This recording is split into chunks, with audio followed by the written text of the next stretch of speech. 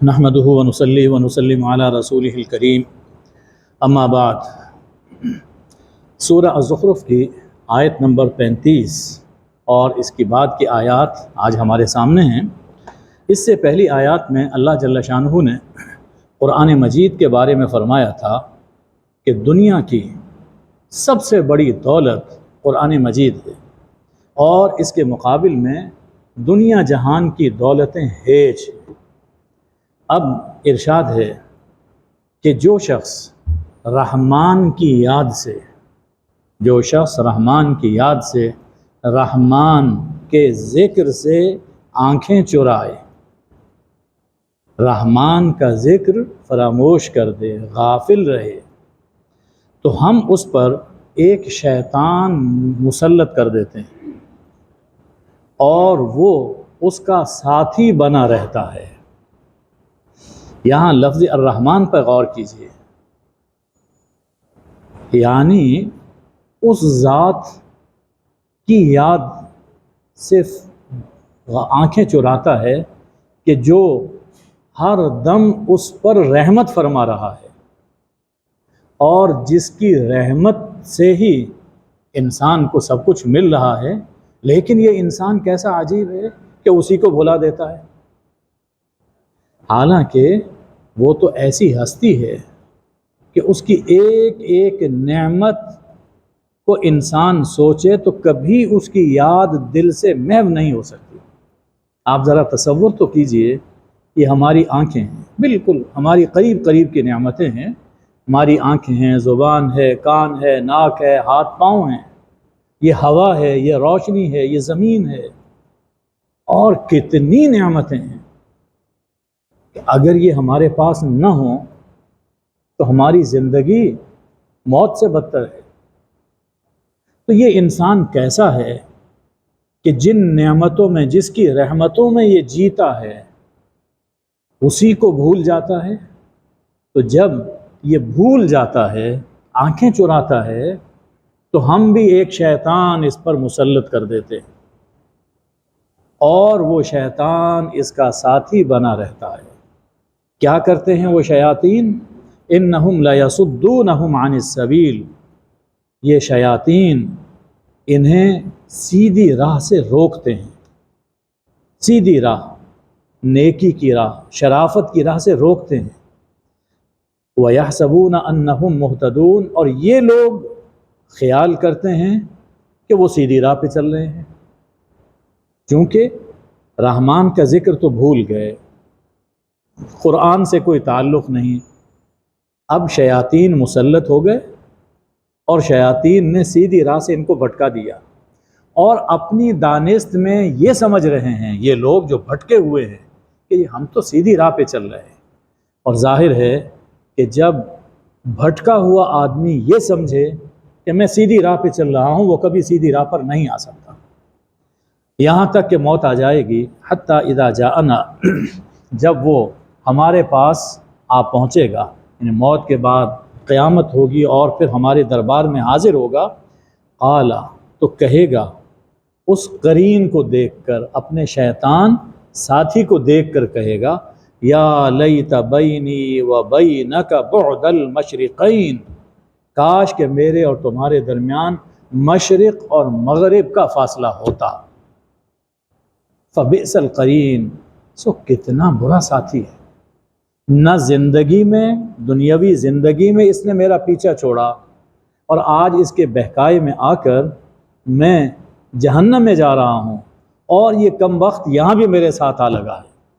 کتنا برا ساتھی ہے یہ جو ساتھی ہوتا ہے۔ کبھی تو جنوں میں سے انسان کو جن ساتھی مل جاتا ہے، شیطان مل جاتا ہے، اور کبھی ایسا ہوتا ہے کہ کوئی آدمی ایسا ساتھی بن جاتا ہے جو شیطان کے بہکاوے میں آ کر اس کے راہ پہ چلتا رہا، یہاں تک کہ انسان کے روپ میں اس کا ذہن شیطانی ذہن بن گیا۔ اب ہے وہ آدمی، لیکن در حقیقت وہ شیطان ہے۔ تو اب ایسا شیطان، ایسا آدمی وہ انسان کو دنیا میں بھی خراب کرے گا اور آخرت میں بھی خراب کرے گا۔ اس سے پہلے سورہ الفرقان میں اللہ جل شانہ نے یہ فرمایا کہ انسان پچھتائے گا اور یہ کہے گا کہ کاش یہ میرا ساتھی نہ ہوتا، اس نے مجھے سیدھے راستے سے بھٹکا دیا۔ اس لیے ہمیں اس پر نظر رکھنی چاہیے، اس کا خیال رکھنا چاہیے کہ ہمارا اٹھنا بیٹھنا ملنا جلنا کن لوگوں کے ساتھ ہے۔ کیا ہمارے دوست وہ ہیں، ہماری مجلس وہ ہے کہ جس میں نیکی کی بات ہوتی ہے، جس میں اگر ہم کوئی برائی کر رہے ہیں، بددیانتی کر رہے ہیں، ہیرا پھیری کر رہے ہیں، تو ہمارا دوست ہمیں یہ کہنے والا ہے کہ یہ کام نہ کرو، اس کا انجام اچھا نہیں ہوگا؟ یا ہمارا دوست خود ہمیں یہ بتاتا ہے آج کل مارکیٹ میں یہی چل رہا ہے، تم بھی یہی کام کرو، رشوت کے بغیر کچھ نہیں ہوتا، آؤ مل کر یہ کام کرتے ہیں۔ تو اس پہ نظر رکھنی چاہیے، اس لیے کہ کچھ دن یعنی اس زندگی، چاہے زندگی بھر یہ سلسلہ چلتا رہے اور گرفت نہ ہو، لیکن موت کے بعد وہ بھی تباہ ہوگا اور یہ دوست بھی تباہ ہوگا۔ فرمایا کہ جب جہنم میں ڈالے جائیں گے تو وَلَن يَنفَعَكُمُ الْيَوْمَ، ہرگز تمہیں آج، جب کہ تم ظلم کر چکے، شرک کر چکے ہو، گناہوں کی زندگی گزار چکے ہو، تو ہرگز تمہیں یہ بات فائدہ نہیں پہنچائے گی کہ تم عذاب میں شریک ہو۔ جہنم کے عذاب میں دیکھیے، ایک وائرس جب عام پھیل جائے وہ تکلیف برداشت کرنا آسان ہو جاتا ہے۔ ایک آدمی کو تکلیف ہے تو اس کے لیے وہ بہت محسوس کرتا ہے، لیکن جب بیماری کوئی عام ہو جائے، کوئی تکلیف عام ہو جائے، تو درد چونکہ پھیل جاتا ہے اس لیے اس کی شدت کم محسوس ہوتی ہے۔ تو اللہ جل شانہ فرما رہے ہیں آج تم اور تمہارے سب دوست، تم بتوں کی پوجا کرنے والے، غیر اللہ کو ماننے والے، اور وہ جن کو تم مانتے تھے، سب جہنم میں اکٹھے ہیں۔ تو تم سب کا جہنم میں اکٹھا ہونا، اس سے تمہیں کوئی فائدہ نہیں ہوگا کہ تمہارا درد، تمہارا عذاب کچھ کم ہو جائے، ایسا نہیں۔ ہر ایک کو جہنم کا بھرپور عذاب ہوگا۔ اور کبھی ایسا بھی ہے جیسا قرآن مجید میں فرمایا گیا کہ کچھ لوگ جو پہلے جائیں گے وہ کہیں گے کہ وہ کہاں ہیں جو ہمیں بھٹکایا کرتے تھے، ان کو بھی یہاں پر پھینکا جائے۔ تو ان کو جب پھینکا جائے گا تو اس کی وجہ سے ان کا عذاب کچھ ہلکا نہیں ہوگا، انہیں بھی پورا عذاب اور انہیں بھی پورا عذاب دیا جائے گا۔ حضور اکرم صلی اللہ علیہ وآلہ وسلم کو اب تسلی دی جا رہی ہے، أَفَأَنْتَ تُسْمِعُ الصُّمَّ، کیا بھلا آپ بہروں کو سنا سکتے ہیں؟ أَوْ تَهْدِي الْعُمْيَ، یا آپ اندھوں کو سجھا سکتے ہیں، راہ دکھا سکتے ہیں؟ وَمَنْ كَانَ فِي ضَلَالٍ مُبِينٍ، اور انہیں جو کھلی گمراہی میں پڑے ہوں، جو بھٹکے ہوئے ہیں، کھلے بھٹکے ہوئے ہیں، کیا آپ انہیں راہ دکھا سکتے ہیں؟ ظاہر ہے کہ ایسا نہیں ہو سکتا۔ سنانے کا اثر اس پہ ہوتا ہے کہ جو سننا چاہے، راہ اسے دکھائی جائے جو دیکھنا چاہے، راہ پر چلنا چاہے، اور اگر طلب نہ ہو، جستجو نہ ہو، تو اس سے کچھ حاصل نہیں ہو سکتا۔ تو اس لیے آپ ان کی فکر میں اپنی جان عزیز مت بھلائیے۔ جو ماننا نہیں چاہتا اسے آپ زبردستی تو منوا نہیں سکتے۔ ہاں، ان سے جو وعدے کیے جا رہے ہیں عذاب کے، فَإِمَّا نَذْهَبَنَّ بِكَ فَإِنَّا مِنْهُمْ مُنْتَقِمُونَ، خواہ ہم آپ کو اس دنیا سے لے جائیں، آپ کی زندگی میں ان پر عذاب نہ آئے، ہم آپ کو اس دنیا سے لے جائیں تو یہ بے فکر نہ ہوں کہ اب کچھ نہیں ہوگا، ہم ان سے انتقام لیں گے۔ آپ کی زندگی میں نہیں ہوا، ہم کسی وقت بھی انتقام لے سکتے ہیں، آپ کے بعد بھی ہم ان سے انتقام لے سکتے ہیں۔ او نُرِيَنَّكَ الَّذِي وَعَدْنَاهُمْ، یا آپ کی حیات میں، آپ کی زندگی میں ہم آپ کو دکھا دیں جو ہم نے ان سے وعدے کیے ہیں، عذاب کے وعدے جو ہم نے ان سے کیے ہیں ہم آپ کی زندگی میں آپ کو دکھا دیں، تو یہ بھی ہو سکتا ہے، اس لیے کہ ہم ان پر قدرت رکھتے ہیں۔ تو یہ سمجھایا گیا کہ آپ کا کام کیا ہے؟ تبلیغ، جو آپ کو دیا جا رہا ہے وہ آگے پہنچائیں۔ باقی ان کو جو اس کلام میں کہا گیا ہے نہیں مانو گے تو عذاب آئے گا، اس کی فکر آپ نہ کریں۔ خواہ آپ کی زندگی میں ان پہ عذاب آ جائے یا آپ کے بعد ان پر عذاب آئے، ہم ہر طرح کی قدرت رکھتے ہیں۔ آپ کیا کیجئے؟ فَاسْتَمْسِكْ بِالَّذِي أُوحِيَ إِلَيْكَ، آپ مضبوطی سے تھام لیں اس کلام کو جو آپ پر وحی کیا جا رہا ہے، آپ مضبوطی سے اس کو تھام لیں۔ اور حضور اکرم صلی اللہ علیہ وآلہ وسلم کے وسیلے سے یہ خطاب ہمیں بھی ہے، تم اس فکر میں نہ رہو اس ملک کو فلاں قوم کو کیوں نہیں پکڑا جا رہا، اس فکر میں نہ رہو۔ ہاں، جو قرآن ہم تک پہنچا ہے ہماری ذمہ داری ہے کہ ہم اسے پڑھیں، سمجھیں اور اس پر عمل کریں۔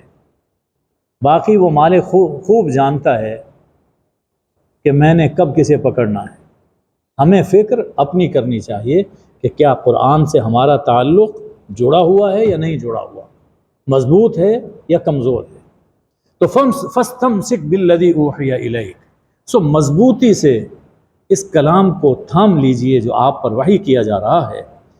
إِنَّكَ عَلَىٰ صِرَاطٍ مُسْتَقِيمٍ، یقیناً آپ سیدھی راہ پر ہیں، صراط مستقیم پر۔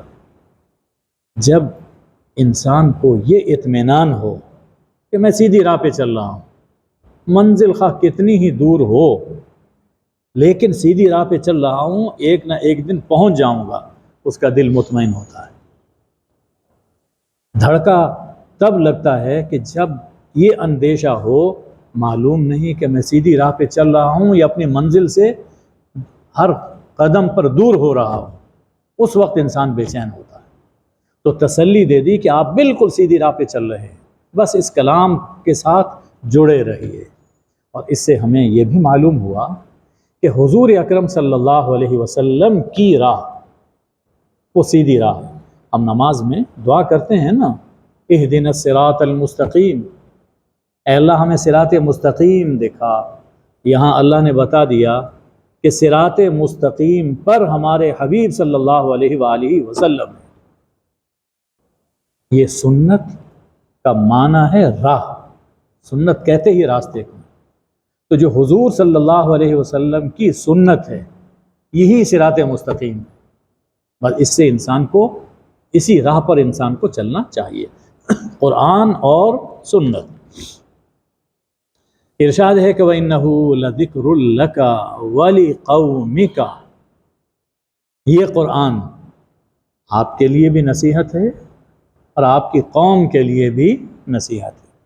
یاد کیجئے سورہ کے شروع میں اللہ نے فرمایا تھا کہ وَالْكِتَابِ الْمُبِينِ، قسم ہے کتاب مبین کی، إِنَّا جَعَلْنَاهُ قُرْآنًا عَرَبِيًّا لَعَلَّكُمْ تَعْقِلُونَ، ہم نے اسے عربی قرآن بنایا ہے تاکہ تم سمجھو۔ یہاں اسی جانب اشارہ کیا جا رہا ہے کہ قرآن ہم نے آپ کی زبان میں نازل کیا، آپ میں نازل کیا۔ کسی قوم کو، کسی شخص کو، کسی قوم کو کوئی نعمت مل جائے تو اس کے لیے یہ بڑا شرف ہے، بڑی عزت ہے۔ تو اس قرآن کا آپ پر نازل ہونا آپ کے لیے بھی شرف اور آپ کی قوم کے لیے بھی باعث عز و شرف ہے کہ قرآن تمہاری زبان میں نازل ہوا، تمہارے اندر نازل ہوا۔ یعنی تمہیں چاہیے کہ اس قرآن کی قدر کرو، اور اس میں نصیحت ہے، اس میں نصیحت ہے خود تمہارے لیے اور تمہاری قوم کے لیے۔ یاد کیجئے حضرت مسیح علیہ السلام نے اپنے اصحاب حواریوں کی فرمائش پر اللہ سے آسمانی دسترخوان نازل کرنے کی دعا کی تھی، اور یہ کہا تھا کہ ربنا انزل علینا مائدۃ من السماء تکون لنا عیدا لاولنا وآخرنا، جس دن وہ آسمانی کھانا ہم پر نازل ہو ہم اس دن کو یوم عید کا دن بنا لیں، پہلوں کے لیے بھی پچھلوں کے لیے بھی ہمارے لیے وہ عید کا دن قرار پائے، کہ ہمارے لیے بڑی عزت کی بات ہے کہ یہ وہ قوم ہے، یہ وہ لوگ ہیں جن کے لیے اللہ نے آسمان سے کھانا نازل فرمایا۔ صاحبو، یہ قرآن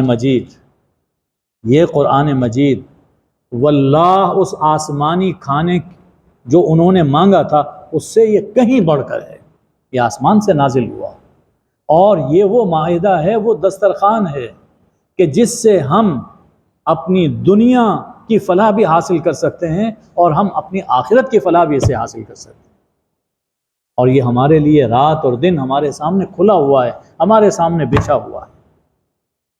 وَإِنَّهُ لَذِكْرٌ لَكَ وَلِقَوْمِكَ، تو بڑی عزت کا باعث ہے، بڑے شرف کا باعث ہے کہ اللہ نے اس قرآن کا وارث ہم لوگوں کو بنایا، ہمیں یہ قرآن عطا فرمایا، اس کی قدر کرنی چاہیے۔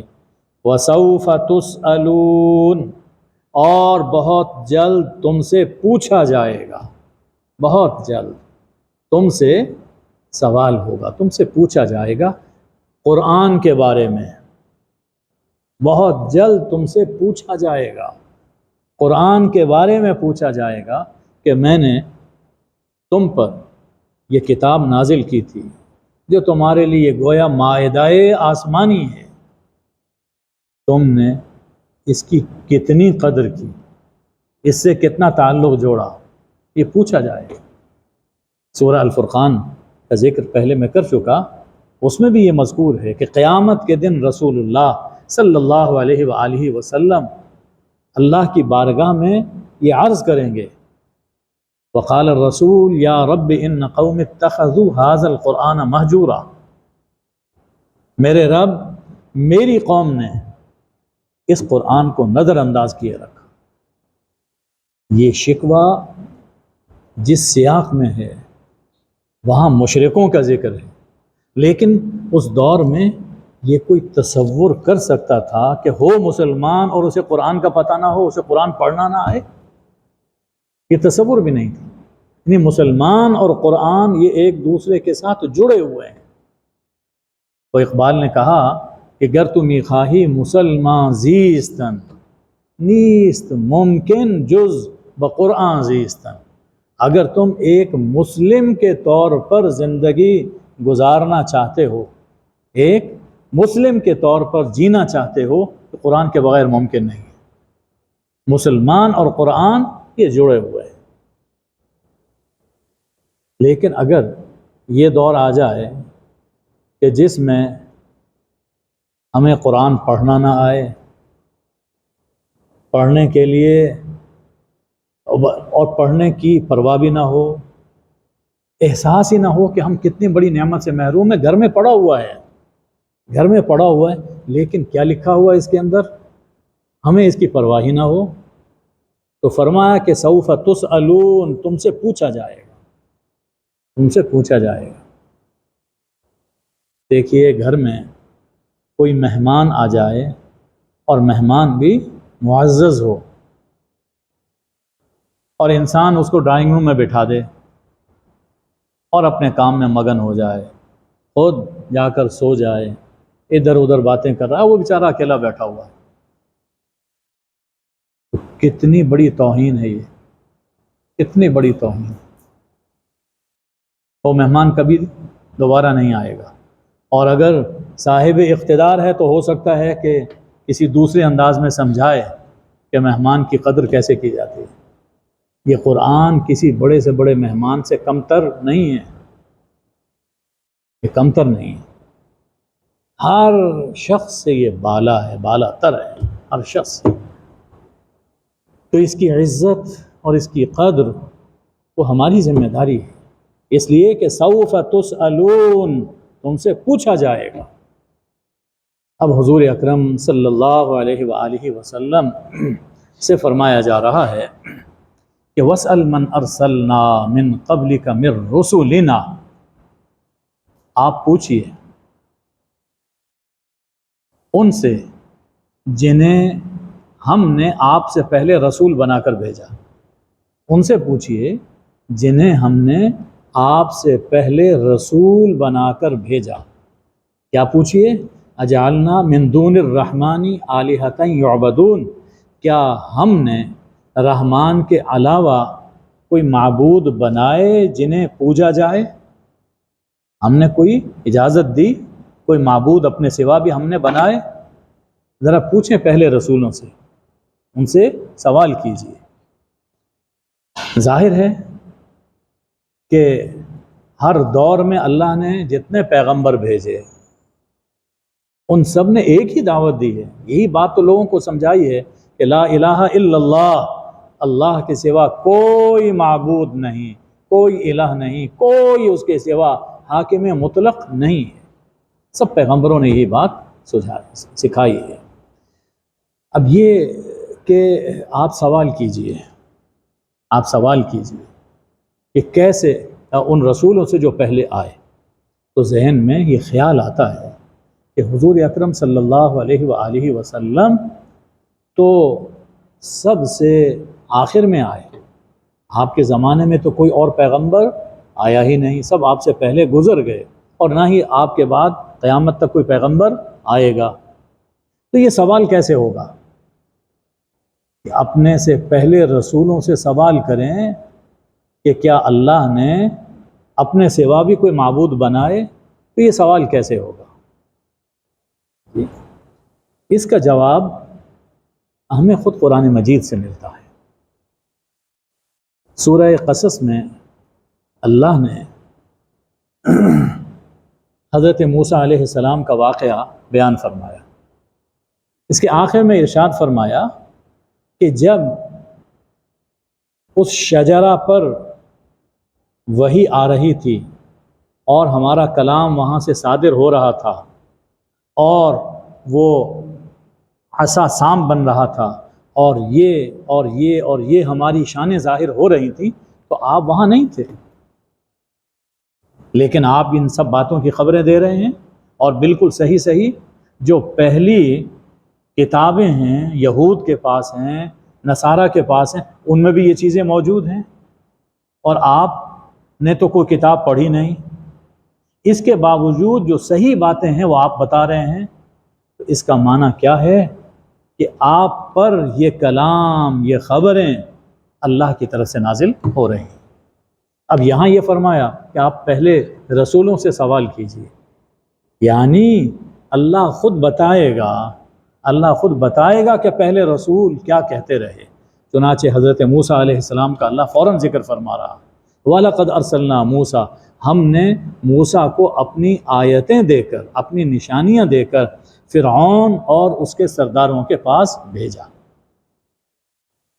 تو حضرت موسیٰ علیہ السلام کا قصہ بیان فرما دیا کہ جو پہلے رسولوں سے سوال ہے وہ یوں ہوگا کہ ہم آپ کو خود بتا رہے ہیں کہ ہم نے موسیٰ علیہ السلام کو فرعون اور اس کے سرداروں کے پاس بھیجا اپنی نشانیاں دے کر۔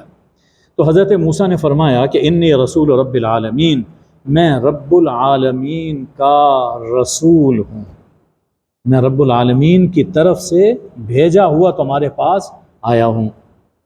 فلما جاءہم بآیاتنا اذا ہم منہا یضحکون، جب حضرت موسیٰ ان کے پاس ہماری دی ہوئی آیتیں اور معجزے لے آئے تو وہ ان معجزات پر ہنسنے لگے، اس کا مذاق اڑانے لگے۔ اوہو، یہ عصا کا معجزہ کہ سام بن رہا ہے اور ہاتھ یوں ڈالتے ہیں اور وہ روشن ہو جاتا ہے، لگتا ہے کہ بڑا جادوگر ہے معاذ اللہ، کیونکہ اس زمانے میں جادو چل رہا تھا۔ اچھا یہ جادو ہی تو ہے، یہ ہمارے ہاں بھی پایا جاتا ہے۔ تو طرح طرح کے مذاق اور ٹھٹھا وہ کرنے لگ گئے۔ اس کے نتیجے میں اللہ کی طرف سے پکڑ آتی تھی۔ تو فرمایا کہ وَمَا نُرِيهِم مِّنْ آیَةٍ إِلَّا هِيَ أَكْبَرُ مِنْ أُخْتِهَا، ہم انہیں اپنی جو بھی نشانی دکھاتے تھے وہ اب اس سے پہلی نشانی سے بڑی ہوتی تھی۔ پہلی ایک گرفت آئی اور حضرت موسیٰ کے پاس آتے تھے، معافی دے دیجئے، دعا کر دیں، ٹل جائے۔ جب ٹل جاتا تھا تو پھر وہی حرکتیں شروع کرتے تھے، تو اب پہلے سے سخت عذاب آتا تھا۔ پھر وعدہ توڑتے تھے، پھر پہلے سے سخت عذاب آتا تھا۔ تو فرمایا کہ ہم انہیں ان فرعونیوں کو جو بھی نشانی دکھاتے تھے وہ پہلی نشانی سے، اپنے جیسی پہلی نشانی سے بڑی ہوتی تھی۔ وَأَخَذْنَاهُمْ بِالْعَذَابِ لَعَلَّهُمْ يَرْجِعُونَ، اور ہم نے انہیں عذاب سے پکڑا، ان پر ہم نے عذاب طاری کیا۔ اس کا مقصد کیا تھا؟ تاکہ یہ پلٹ آئیں، یعنی اس عذاب میں بھی اللہ کی رحمت ہے۔ آپ اندازہ تو کیجئے اس رحمان کا کہ عذاب دے رہا ہے، سزا دے رہا ہے، لیکن سزا کیسی ہے؟ تاکہ یہ پلٹ آئیں، یہ آخرت میں ہمیشہ ہمیشہ کے عذاب سے بچ جائیں۔ یہ چھوٹا عذاب ہے دنیا، یہ کچھ اس طرح کبھی ہوتا ہے کہ بچہ نافرمان ہو جائے تو ماں باپ اسے کبھی تھپڑ لگا دیتے ہیں، کبھی ڈنڈا مار دیتے ہیں، کبھی کان مروڑ دیتے ہیں، ہے تو تکلیف، لیکن جس بات سے روک رہے ہیں اور جس راہ پہ چلا رہے ہیں اس میں اس کے لیے کامیابی ہے۔ تو اللہ تعالیٰ فرماتا ہے کہ میں عذاب تو دیتا ہوں، لیکن میرا مقصد یہ ہوتا ہے کہ یہ لوگ واپس آ جائیں، سیدھی راہ پر آ جائیں۔ تو جب یہ عذاب آتے تھے تو کہنے لگے یا ایھا الساحر، اے جادوگر۔ خطاب کیا کیا کہ اے جادوگر۔ اس زمانے میں ساحر بڑے عالم کو کہتے تھے، کیونکہ سب سے بڑا علم اس دور میں مصر میں فرعونوں کے زمانے میں وہ جادو تھا، سحر تھا، سب سے بڑا علم۔ تو جو عالم ہوتا تھا اسے کہتے تھے کہ یہ ساحر ہے۔ تو از راہ تعظیم ہی کہا، حضرت موسیٰ سے خطاب کرتے یا ایھا الساحر، یعنی اے عالم آپ یہ کام کر دیں۔ اگرچہ یعنی جو خطاب کر رہے ہیں اس میں ساحر کہہ رہے ہیں، عالم تو کہہ رہے ہیں، یعنی ایک اشارہ اس جانب بھی ہے کہ یہ سب کچھ ہو رہا ہے لیکن نبی ابھی بھی ہم نہیں مانتے، نبی نہیں مانتے، عالم مانتے ہیں، ساحر مانتے ہیں۔ تو کہنے لگے کہ اے ساحر ادعو لنا ربک بما عہد عندک، ہمارے لیے اپنے رب سے دعا کیجیے، اس لیے کہ اس رب نے آپ سے عہد کیا ہوا ہے کہ آپ کی دعا قبول کرے گا، آپ سے کیا ہوا وعدہ پورا کرے گا۔ چونکہ اس رب نے یہ عہد کیا ہے آپ سے، تو آپ اپنے رب سے ہمارے لیے دعا کیجیے۔ یعنی اتنی بے بسی ہے کہ جس فرعون کو اپنا خدا سمجھ رہے ہیں، الہ مان رہے ہیں، یہ ایسے مقامات آ گئے کہ وہ فرعون ان کا خدا وہ کچھ نہیں کر رہا۔ اب آتے ہیں حضرت موسیٰ کے پاس کہ اپنے رب سے دعا کیجیے۔ ارے نالائق ہو، جب تمہارا رب کر کچھ نہیں سکتا اور موسیٰ کے رب سے رحمت مانگنے کے لیے آئے ہو تو اسے مان کیوں نہیں لیتے، اس پر ایمان کیوں نہیں لے آتے؟ اب یہ ضد ہے، بالکل یہ باتیں گزشتہ دور کی نہیں ہیں، یہ جو حضور صلی اللہ علیہ وسلم کے زمانے کے لوگوں کو سنایا گیا کہ تم کیا کر رہے ہو، اور اس میں ہمیں بھی سنایا جا رہا ہے کہ ہم کیا کرتے ہیں، ہم کیا کرتے ہیں۔ آپ ذرا خیال کیجئے نا کہ جب بھی ذرا سختی آتی ہے، آج کل ہم لوگ تو سختی ہی میں سے وقت وہ اپنا گزار رہے ہیں، سختیاں ہیں، تو ہم کہاں دیکھتے ہیں، کبھی اس ملک کی طرف، کبھی اس ملک کی طرف، کبھی اس بندے کی طرف، کبھی اس بندے کی طرف۔ اور پھر ایک وقت آتا ہے کہ جب مسجدوں میں دعائیں ہونا شروع ہو جاتی ہیں، خود کہتے ہیں کہ دعا کرو، جی دعا کرو۔